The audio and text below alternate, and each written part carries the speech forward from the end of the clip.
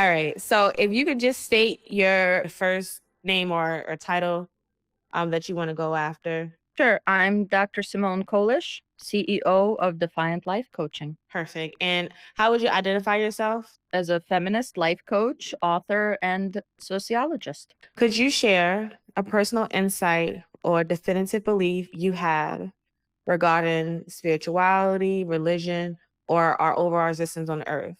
Once you've determined what that definitive statement is, you'll say that statement and then back it up with any experiences, observation, or sources to the best of your ability. Try to recall the viewpoint as best as you can. Here's an example. Someone named Charlie, he grew up in a home and he looked out into the sky. He says, I know for sure that the sky is blue. No one else can tell me that the sky is blue because when I look out in the sky, I see blue. I've always experienced the sky being blue.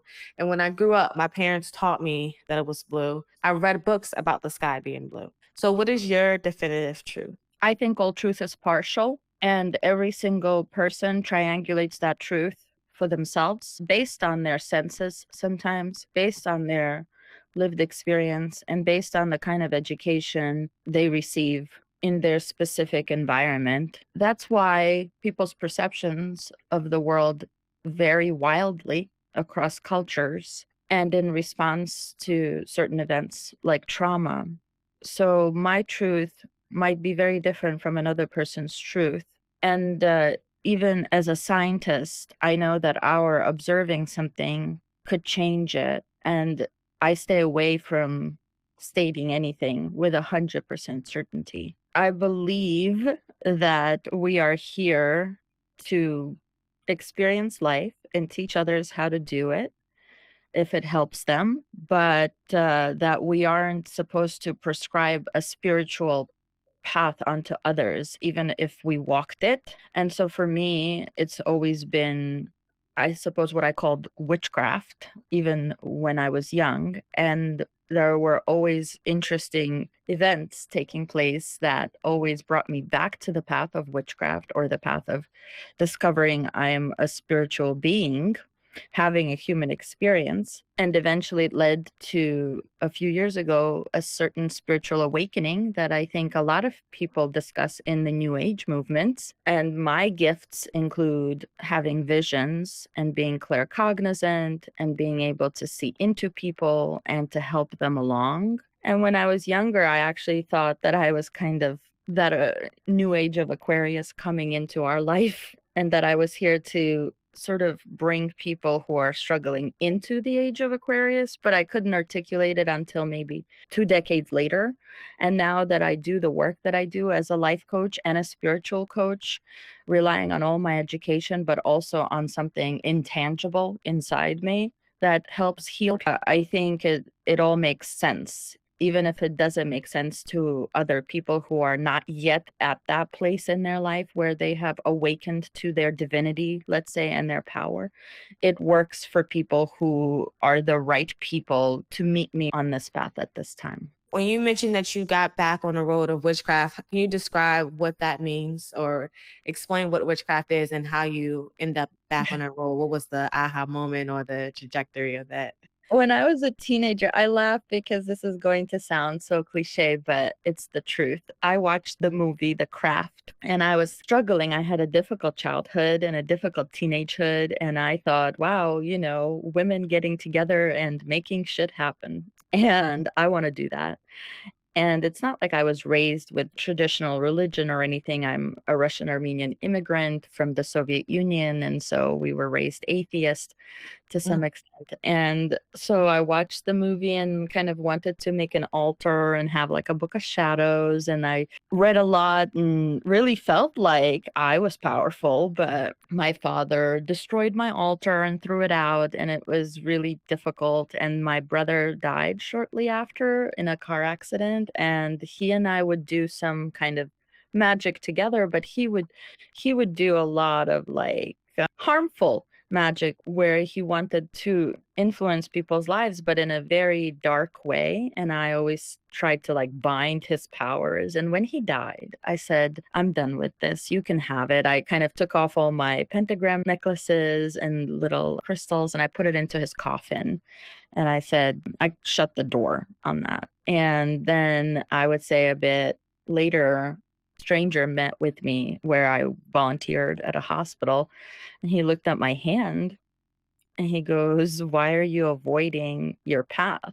If you return back to it, a lot of the chaos that you feel will quiet down." And I was really appalled, but I don't believe in coincidences. I believe that's the path he meant. And so there was a resurgence in my life of getting this black trunk, filling it with a new book of shadows, new crystals, new candles. And then I was pregnant for many years. I have 4 kids. And I believe the kind of power that I possess to shift things in and out of dimensions and into this dimension, I stop doing my work because the children we bring in do not consent necessarily to any of that moving through their little bodies and stuff. So while I was pregnant and breastfeeding, I didn't do much. Sometimes just in between pregnancies, I would do a little bit. And so it was after all my kids were born, a few years back, that the spiritual awakening took place. And it was much bigger than witchcraft, really very interdimensional, cosmic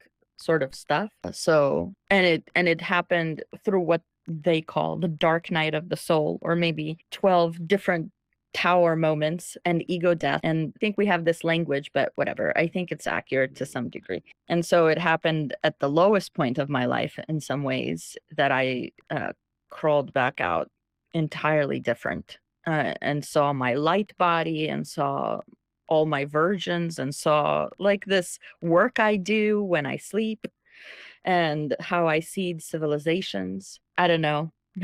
So it was not really a choice. A lot of the time you just get redirected and you could deny it, but this time I didn't. I've heard stories of people tapping into their power and being able to see things and tap into the spiritual world. And for those who haven't had the experience, and I think you spoke to this earlier, is your experience is your experience. So that definitive truth really won't be across the board for everyone. How do you communicate your powers and your gifts to people who completely are missing that experience in their own life? Do you just neglect communicating it to it, or have you ever practiced? I mean, have you ever came across a situation where you thought like, I want to communicate to someone about my power and strength, and it just doesn't come off as seamless as you like? And what is that experience? Yeah, of course. I mean, people are all kinds, and this isn't just about spirituality, just about even the 3D realities.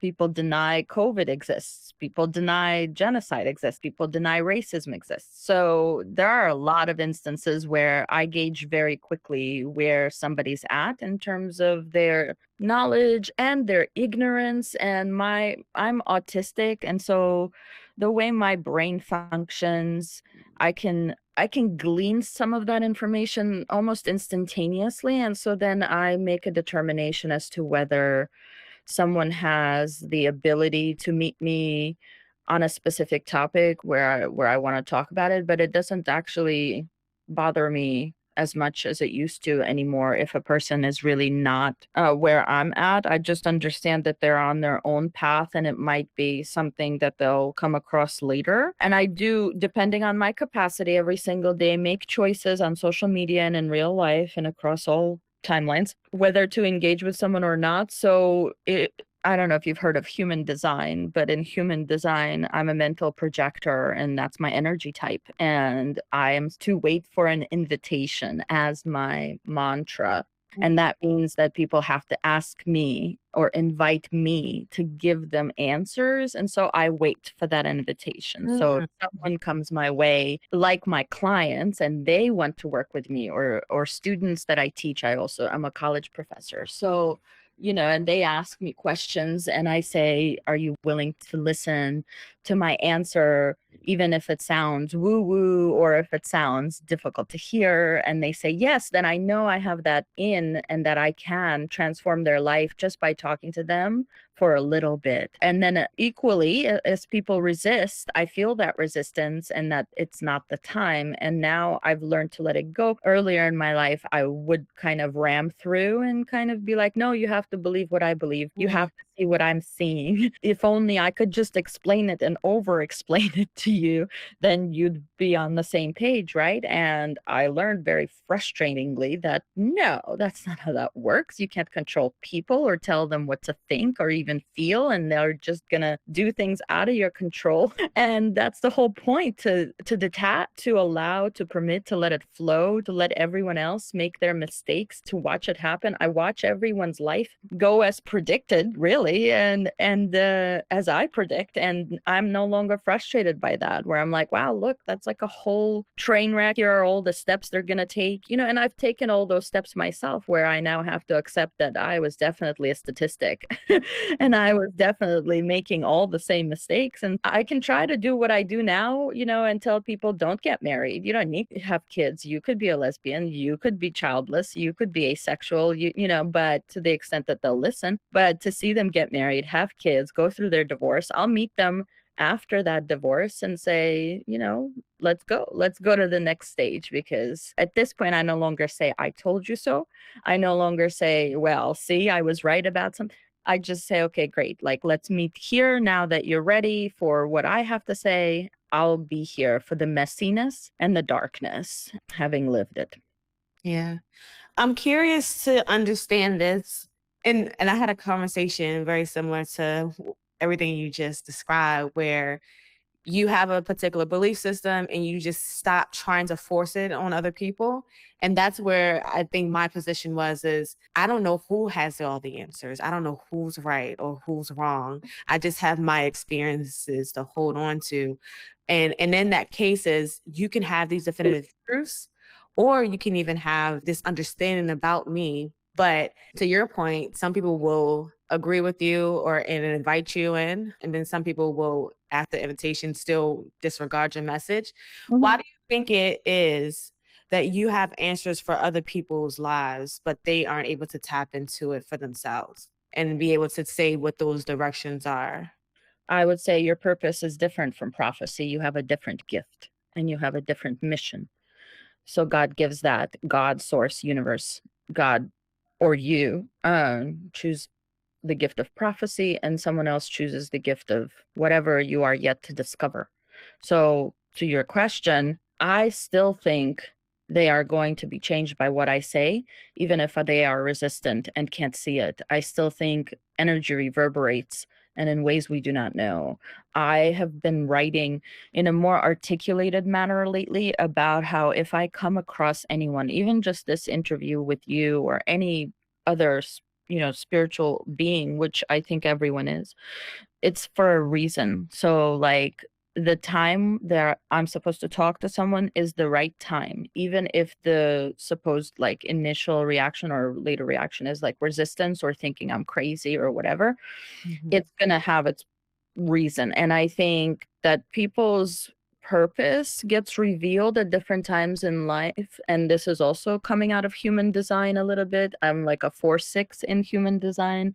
This might only make sense to people who are into that. And as a 4/6, I'm supposed to live the first half of my life just like collecting human experiences, the good, the bad, the ugly. And then I'm supposed to live the second half of my life integrating some of that and then really just kind of spreading the message to the people who invite me to help them through their life. And so I would think, okay, well, maybe the person I'm talking to is still, I don't know, at a stage of life where they're supposed to collect the human experiences. It's not going to make any sense to them that I'm saying it because they have to go through it before they can reflect on it. And it's like the same thing I do when mentoring students who want to go to graduate school. And I went through graduate school. That's your timer probably. And they are so excited, and I can see them make all the same mistakes and steps that I made. And yet they do have to go through the graduate school process to be able to get out of it. And then me to tell them, like, you see, how exploitative and ridiculous that was, but you really have to experience it. So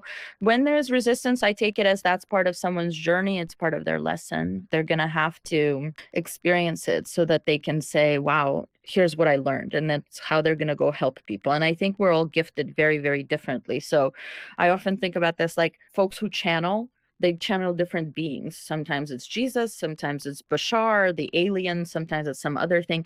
And I have to be like, it's so strange because I actually do believe that people channel some of these entities, but they are all entirely contradictory Mm.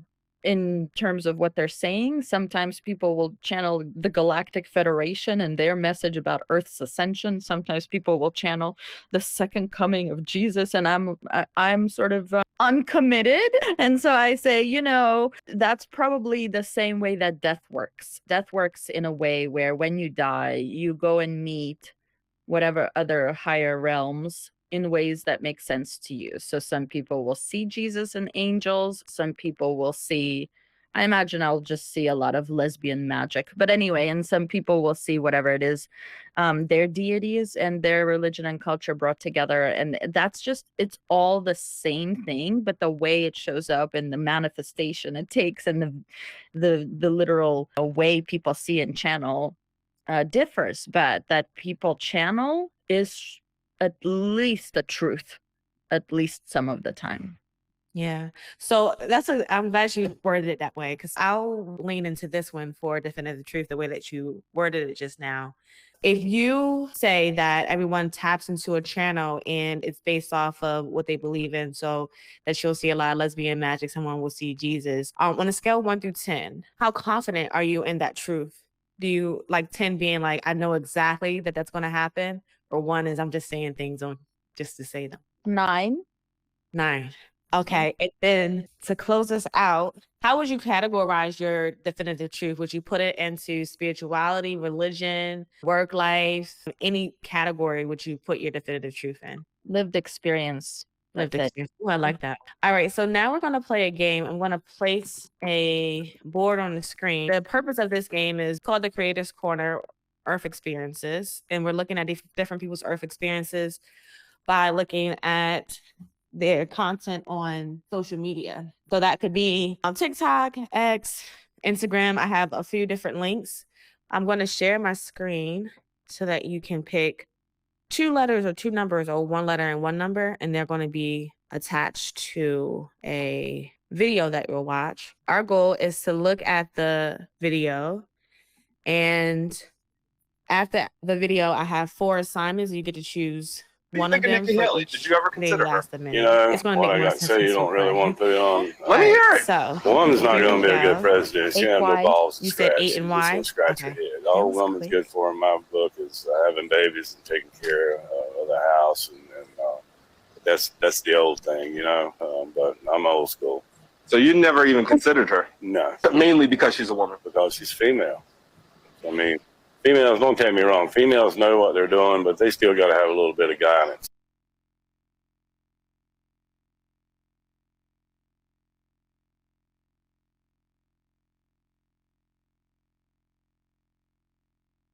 All right, so there we have it. The first video. I'm going to place 4 assignments in the chat, and I'll let you know what they are once you choose one. So the first one is question quota. The next one is alternative ending, the missing place, or impact inventory. Which one of those would you like to use for this video? The missing piece. Okay, the missing piece. So imagine there is an additional 30 seconds in a clip. What content would make the argument stronger or change your perspective? And 1 minute on the clock. Let me know when you're ready. Nothing would change my perspective if there were an additional 30 seconds. But what would strengthen his argument to people who already align with him would be to say that the women he grew up with took care of the house and had babies, but no idea about politics.